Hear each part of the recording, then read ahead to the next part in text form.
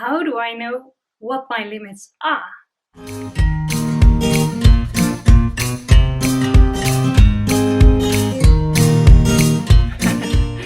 How to find out what your limits are. How do you know what your limits are? Because it's not just going through a list and figuring out what your limits are. How will you know if something is a limit if you never did it before? So are there any clues? Is there a way to find out if it's something for you? If you're a dominant, can you help your submissive to find their limits? It's definitely possible, and I'm going to show you, especially at the end of the video, I'm going to give you some tips on how you make sure that also your communication is clear, that whenever you define a limit, that you are clear about what it means for both of them. Setting limits and keeping limits is all about trust, and you don't want to mess up front. So just beware and be careful that you take the time to dive into each other's limits and make sure that they're clear. My name is Sam. I was trained as a submissive for the past 3 years, and also I had to figure out what my limits were. It wasn't clear from the beginning. I had to grow into them as well. Sometimes I thought it wasn't a limit, and we did something with it and I found out it's definitely a limit. For instance, electroplay for me is a limit. I really don't like it. It scares me. I'm not ready for it. Maybe I'll grow into that also one day, but for now it's not a turn on. So for me, this is a limit. It's for sure it's soft limit. Step 1. What are limits? Limits are exactly what they say. Limits are limits. It means that you say stop before you go there. It says, this is something that I don't want to do with you. For instance, for me, I had a lot of trouble with my bowels.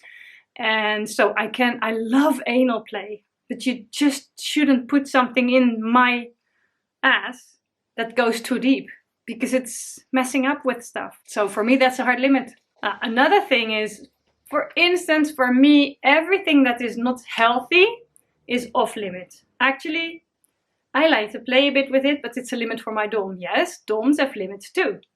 So for me, everything that has to do with scat or scars, for instance, that will cause permanent damage, my master will not allow me to do that. I would actually love to have a scar, to be honest. I wouldn't mind to do something with, because I'm very much into like tags and needles and that kind of stuff. I would like to give it a try with a nail, for instance, to push it through my body at one point, but for my master, this is out of the question. I've always thought that pee for me was a soft limit. It's not anymore. I love playing with pee. I love water sports. To me now, playing with pee is one of the most intimate things that we can do. So that definitely changed. So how do you make sure that you do your discussion right on limits? First of all, do your discussion up front.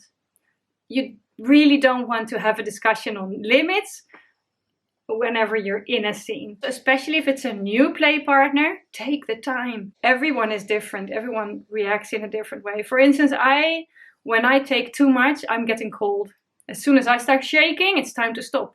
But you need to know that. My master didn't know at the beginning and he fucked up once. I mean, it happens because I also didn't know. Just make sure that it's very clear what you mean. For instance, if you're playing with a play partner and your limit is no sex, you really need to define what it means, no sex. Does it mean no penetration?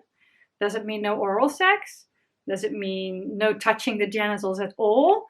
There is such a wide spectrum. Please make sure that you understand each other. Another thing that you need to do upfront, but also during the play, is respect each other's boundaries. No pushing, no begging. If you love it and you would really like your partner to do something, but your partner is not into it, so be it, respect it. Things change. It's never said that it will never happen, but maybe it is. Then so be it.